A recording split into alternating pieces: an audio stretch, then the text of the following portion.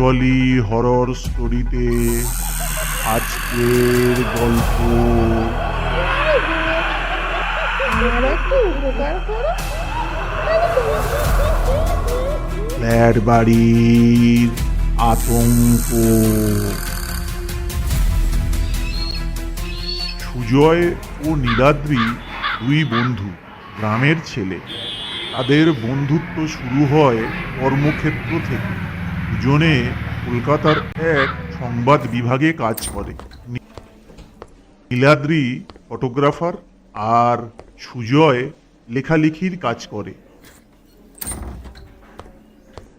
দুজনে অনেক খোঁজাখুঁজি করে অফিস থেকে একটু দূরে বেশ নিরিবিলি জায়গায়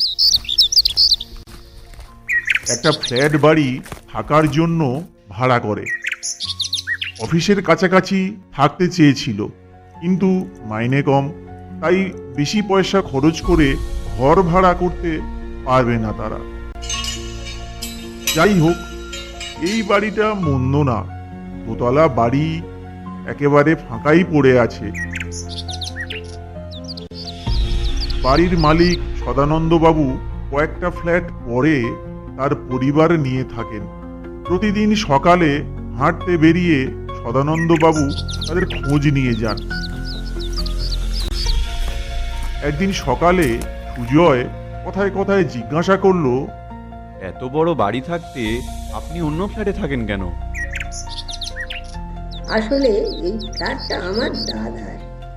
সে বাইরে চলে যাওয়াতে আমরা কিছুদিন এখানে ছিলাম, কিন্তু আমার গিন্নির কি হলো, কিছুতেই এই বাড়িতে থাকতে চায় না। প্রতিদিন অফিস থেকে ফেরার পর কি অশান্তিটা না করে। ছেলে মেয়েগুলো অবশ্যই থাকতে চেয়েছিল, কিন্তু ওদের মা একেবারেই থাকতে চাইল না। এত সুন্দর নিরিবিলি জায়গায় আপনার স্ত্রী থাকতে চাইলেন না কেন? তোমরা বিয়ে করনি তো, করলেই বুঝতে পারবে। তোমার চাওয়া না চাওয়ার থেকে ওদের চাওয়া না চাওয়া গুরুত্ব বেশি। যাই গো, বাজার করতে হবে, দেরি হলে আবার গিন্নি বকাবকি করবে। দুই বন্ধু একে অপরের দিকে তাকালো। সুজয় বলল, কিরে, আমাদের বাজার করতে হবে না? তুই বাজারে যাবি কখন? ও হ্যাঁ, তো কাল সবজি একেবারে শেষ হয়ে গেছে। তুই তাড়াতাড়ি ভাতটা বসিয়ে দে, আমি ছুটতে গিয়ে বাজার থেকে একটু সবজি নিয়ে আসি। বলে নীলাদ্রি বাজারের ব্যাগ হাতে বেরিয়ে গেল। সুজয় গ্যাসের উনুনে প্রেসার কুকারটা বসিয়ে দিয়ে অফিসে যাওয়ার জন্য ব্যাগপত্র গোছাচ্ছিল। এমন সময় শুনতে পেল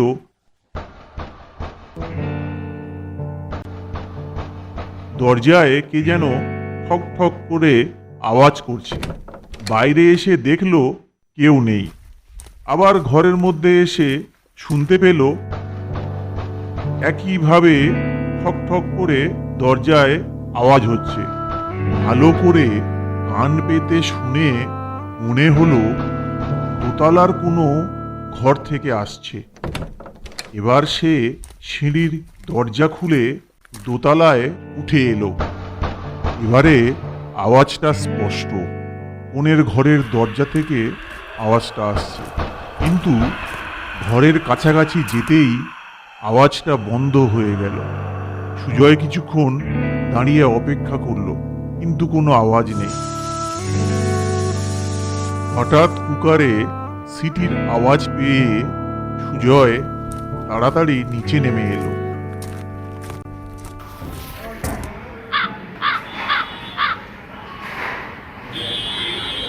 সুজয় আর নীলাদ্রি অফিসের অলিন্দে দাঁড়িয়ে সিগারেট খাচ্ছিল।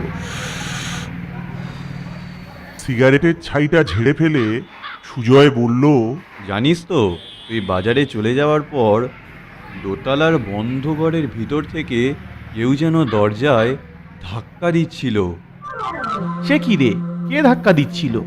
কি জানি, উপরে যেতেই ধাক্কা দেওয়া বন্ধ হয়ে গেল। আমার মনে হয় বাতাসে ধাক্কা দিচ্ছিল। আর ফাঁকা বাড়িতে একটু আধটু আওয়াজ হয়েই থাকে। ওই সব নিয়ে ভাবিস না, চল, অনেক কাজ বাকি আছে, সেরে ফেলতে হবে। বলে হাতে সিগারেটটা ফেলে দিয়ে যে যার কেবিনে ঢুকে গেল।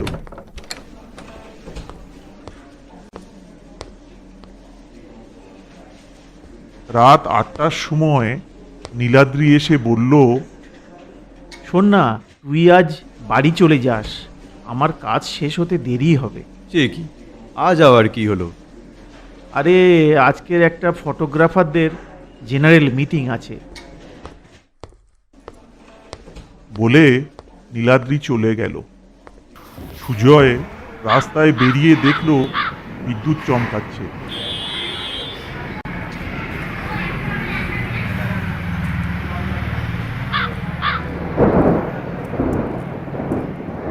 সে তাড়াতাড়ি বাড়ির দিকে পা চালালো। একটু পরে ঝমঝম করে বৃষ্টি নামলো। সুজয়ের কাছে ছাতা ছিল না, তাই ভিজতে ভিজতেই বাড়ি ফিরল।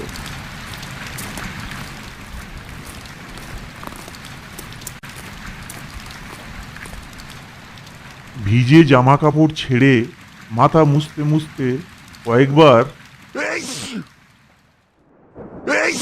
মনে মনে বলল, বৃষ্টিতে মনে হয় ঠান্ডা লেগে গেছে, জ্বর না হলেই বাঁচি। কিন্তু জ্বর এলো। পরের দিন সকালে যখন ঘুম ভাঙলো তখন দেখলো মাথাটা ধরেছে, শীত শীত করছে। নীলাদ্রিকে বলল, জানিস তো, আজ কাজে যেতে পারবো না, তুই অফিসে একটু জানিয়ে দিস। কিছু জ্বরের ওষুধ দিয়ে নীলাদ্রি কাজে বেরিয়ে গেল। জ্বরের ওষুধ খেয়ে একটু সুস্থ হলে সুজয় কাগজ কলম নিয়ে লিখতে বসলো।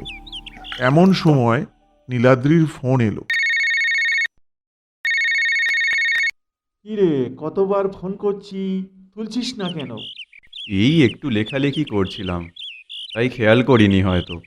জ্বরটা কমেছে? এখন ভালো আছি, জ্বরটা ছেড়েছে। আজ আমার একটা কনফারেন্স আছে, বুঝলি, রাতে হয়তো বাসায় ফিরতে পারবো না। সময় মতো ওষুধ খেয়ে শুয়ে পড়িস, কেমন? ঠিক আছে। বলে সুজয় ফোনটা কেটে দিল। তখন রাত 2টো হবে। সুজয় ঘুমাচ্ছিল, হঠাৎ একটা নুপুরের আওয়াজে তার ঘুমটা ভেঙে গেল। নুপুরের আওয়াজটা বিছানার এদিক থেকে ওদিকে ঘোরাফেরা করছে। নাইট ল্যাম্পের আলোতে সুজয় কিছুই দেখতে পাচ্ছে না। হাত বাড়িয়ে বড় আলোটা জ্বালাতেই আওয়াজটা বন্ধ হয়ে গেল। এরপর সুজয় সারা রাত জেগেই কাটালো।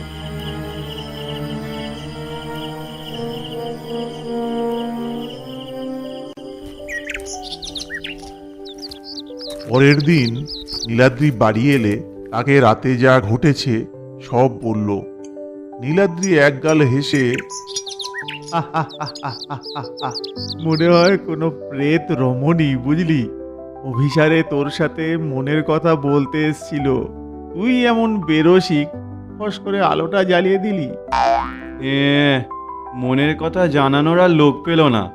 আমি একে জ্বরের জ্বালায় কাঁপছি, তার উপর ভূতের ভয়ে কাল যা অবস্থা হয়েছিল আমার। আরে আমি মজা করছিলাম, ওসব কিছুই না। কাল জ্বরের ঘোরে তুই স্বপ্ন দেখেছিস। কত স্পষ্ট স্বপ্ন দেখলাম। হ্যাঁ হ্যাঁ, তা নয় তো আবার কি। চিন্তা করিস না, এখনকার দিনে ওই সব ভূত টুত বলে কিছু নেই। আমি রান্নার দিকে যাচ্ছি, তুই কিছু টিফিন করে বিশ্রাম নে। বলে নীলাদ্রি বেরিয়ে গেল।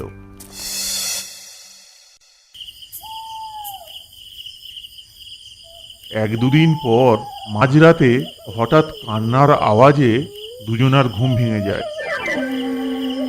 তারা ধড়ফড় করে বিছানায় উঠে বসে।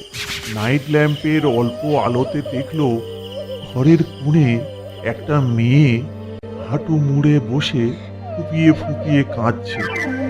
হাত বাড়িয়ে বড় আলোটা জ্বালতেই দেখলো ঘরের কোণে কিছুই নেই। সেই রাতে দুজনার ঘুম এলো না। সারা রাত জেগেই কাটালো। পরের দিন সকালে সদানন্দবাবু আসতেই তারা সব ঘটনা তাকে জানালো। সদানন্দবাবু ঘটনা শুনে যেন আকাশ থেকে পড়লেন।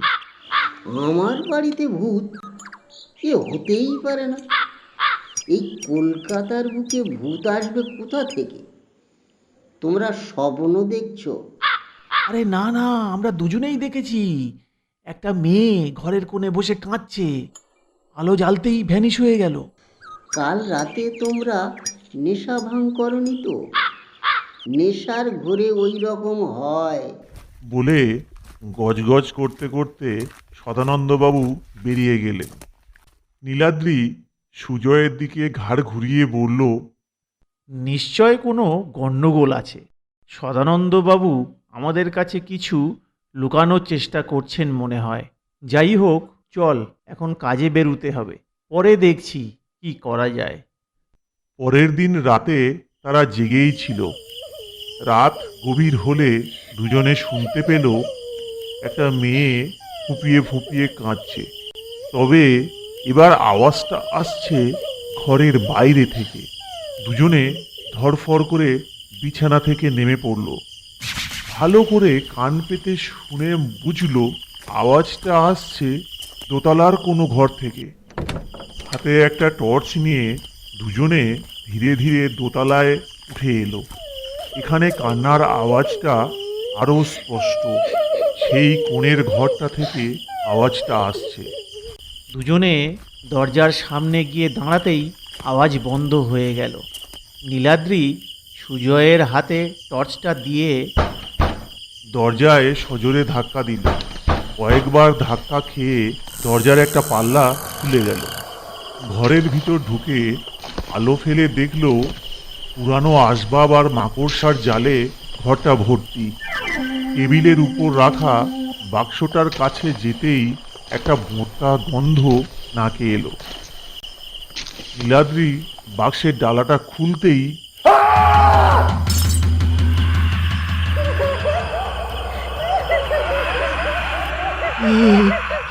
কে তুমি?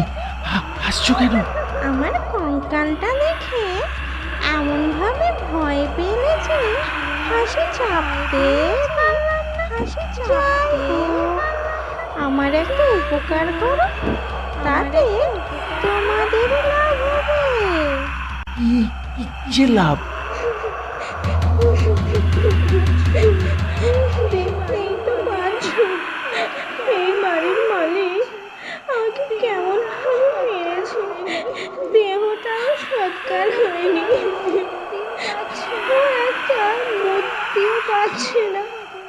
তোমরা সব ঘটনা পুলিশকে গিয়ে খুলে বলো, তবে ওই শয়তানটা শাস্তি পাবে, আমার মুক্তিও হবে। উড়ে যাওয়া টর্চটা দপ করে জ্বলে উঠতেই কথা বন্ধ হলো। সব চুপচাপ। দুই বন্ধু ঘরের দরজা বন্ধ করে নিচে নেমে এলো।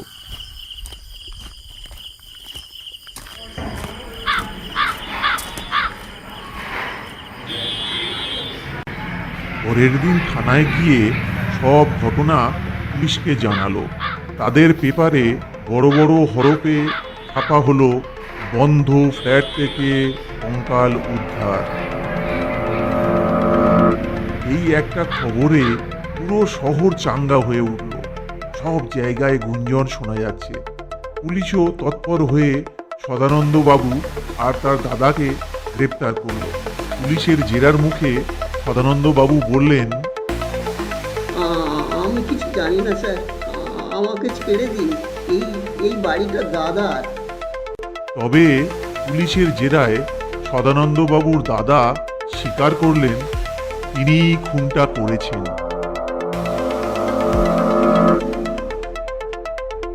কারণ হিসেবে বললেন তার ছেলে ভালোবাসতো ওই রেশমিকে। বাড়ির কাজের লোক এই বাড়ির বউ হবে, এ কথা তিনি মন থেকে মেনে নিতেই পারছিলেন না। একদিন সুযোগ পেয়ে কাপড়ের ফাঁস দিয়ে রেশমিকে হত্যা করেন।